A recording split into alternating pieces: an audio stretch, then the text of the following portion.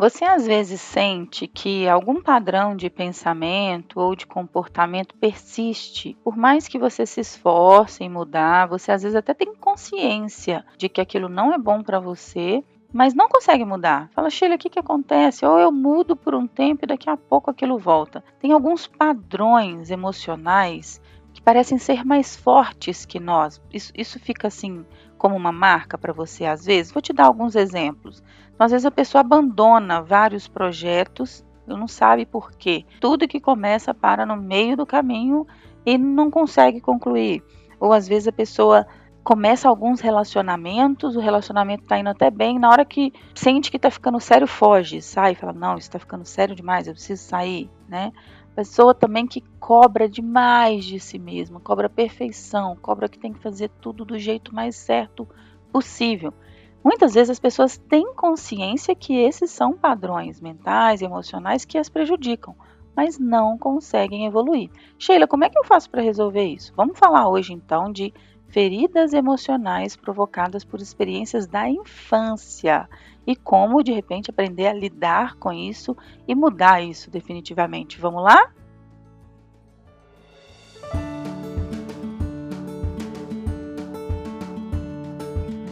Olá, eu sou a Sheila, eu sou psicóloga, eu sou coach, estou aqui para te ajudar a transformar sua vida, sua inteligência emocional, conseguir viver uma vida mais plena, mais leve, mais feliz. E hoje escolhi um tema que é muito recorrente nas sessões de terapia. Na verdade, é um tema que exige um pouco mais de profundidade. A gente vai trabalhar ele na terapia depois de algum tempo, porque exige autoconhecimento, exige análise, exige acolher a história da infância e entender como que foi a infância da pessoa. E todos os sofrimentos do ser humano podem ser condensados ou resumidos em 6 feridas principais. Esse é um conceito do livro que chama As Feridas Emocionais. Eu vou deixar essa referência do livro aqui para você, mas vamos falar das principais referências que vão ser moldadas a partir de experiências ou interpretações de experiências que vão desde o útero da criança até principalmente os 7 anos de idade. Tá? A primeira ferida é a ferida do abandono. Um dos maiores medos da infância é o medo da ausência dos pais. E isso acontece de diversas formas. Pode acontecer com o pai ou a mãe que de fato abandonou o bebê, ou pode acontecer com aquele pai e aquela mãe que precisaram se ausentar muito para trabalhar, por exemplo. Então, o bebê fica com essa experiência de ausência e se sente abandonado. As crianças que realmente vivem essa experiência de abandono ficam com feridas ainda maiores. Mas esse tipo de ferida gera um grande medo do abandono, da solidão e pode ocasionar aí em uma série de programas emocionais destrutivos para o ser humano adulto. Então, por exemplo, a pessoa abandona projetos, pessoas pelo medo de ser abandonada. Então ela fala assim: eu vou abandonar primeiro porque aí ninguém vai me abandonar, né? E tudo isso acontece de forma inconsciente, tá? Atrai pessoas ou situações que ela sabe que não vai dar em nada, ela sabe que em algum momento vai ter que abandonar aquele relacionamento, então para meio que fortalecer ou confirmar sua ferida emocional. Torna-se dependente emocional de outras pessoas, pode ser ciumento, possessivo, pode também ter aquela máscara assim de boazinho ou de bonzinho para agradar as pessoas, mas também pelo medo de ser abandonado. Então tá o tempo todo tentando agradar o outro pelo medo do abandono, e isso pode gerar codependência emocional, pode gerar uma série de outros problemas, tá? Então, no final das contas, a ferida do abandono, ela pode trazer uma série de programas emocionais destrutivos. Tem aquelas crianças que sofrem com isso verdadeiramente porque o pai ou a mãe abandonou, e tem aquelas crianças que interpretam assim porque o pai e a mãe foi ausente, porque trabalhava muito e não sentia a presença ou o aconchego dos pais. Uma outra ferida emocional é a ferida da rejeição. Uma das maiores dores que alguém pode sentir é a dor da rejeição. Isso acontece muito com crianças que tiveram tentativa de aborto, que a mãe ou o pai não aceitou a gravidez, uma gravidez não planejada. Isso pode também gerar a partir de situações de bullying. Então, crianças que têm problemas físicos, né, ou crianças que têm alguma característica que torna ela muito diferente das outras crianças e sofrem com situações de bullying, pode interpretar também a rejeição, né, o programa emocional da rejeição e algumas coisas, assim. Mais uma vez, a pessoa, para evitar a rejeição, acaba rejeitando os outros. Então, aquela coisa da autossuficiência, de não precisar de ninguém, pode vir a partir de um programa emocional de rejeição.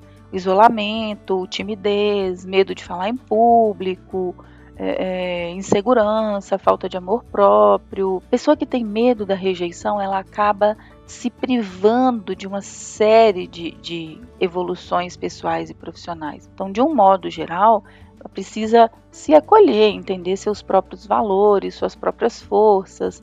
Não rejeitar a si mesma já é um bom começo para vencer esse programa emocional, né?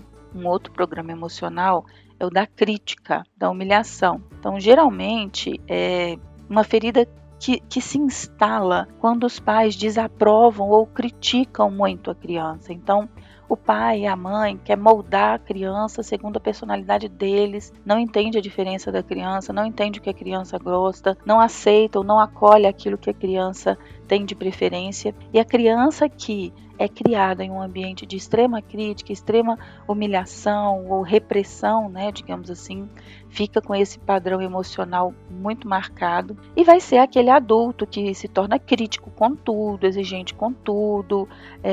Sabe aquela história assim, você já deve ter percebido isso a essa altura, que nos programas emocionais fica aquela história assim de que a maior defesa é o ataque.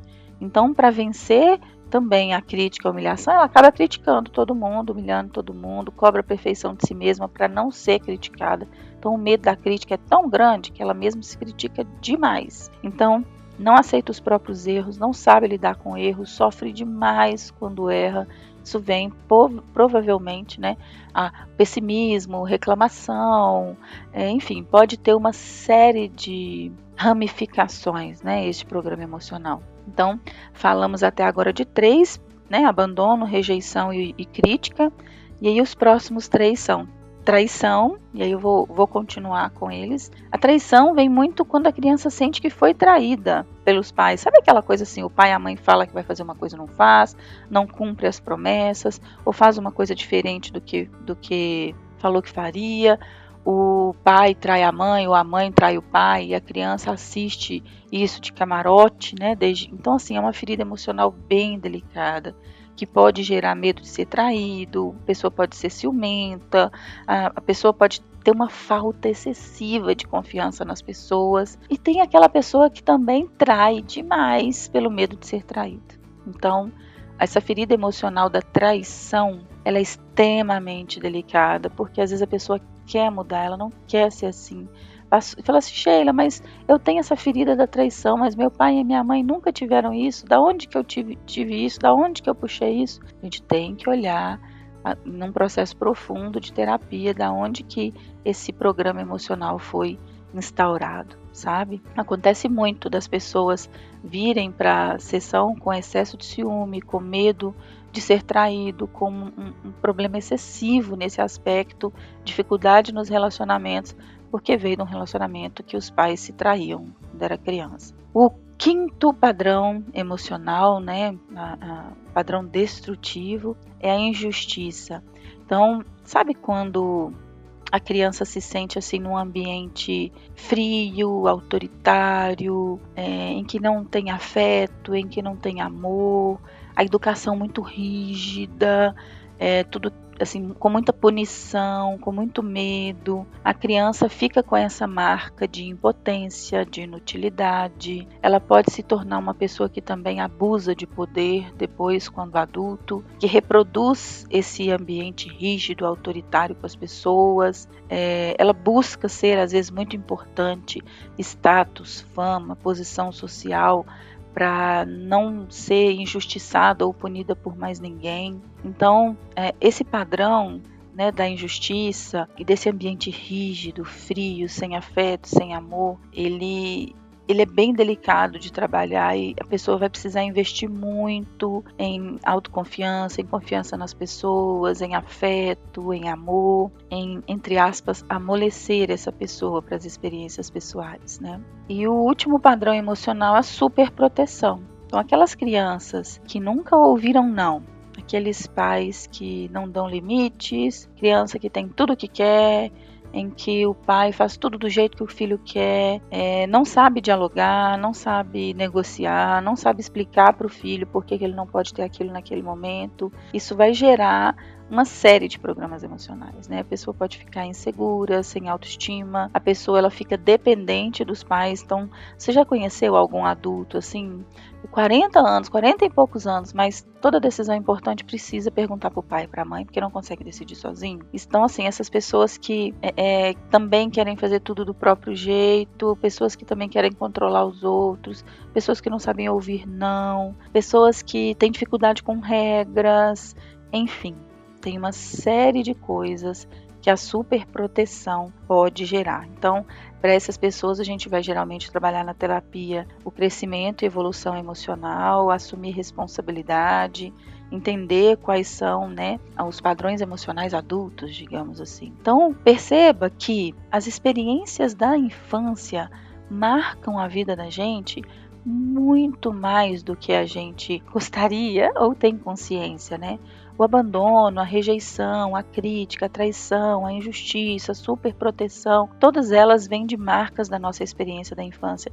E que se a gente não estuda essa experiência da infância, se a gente não acolhe essa experiência da infância, a gente não vai aprender. Então, cada ferida emocional ensina algumas coisas muito importantes para a gente.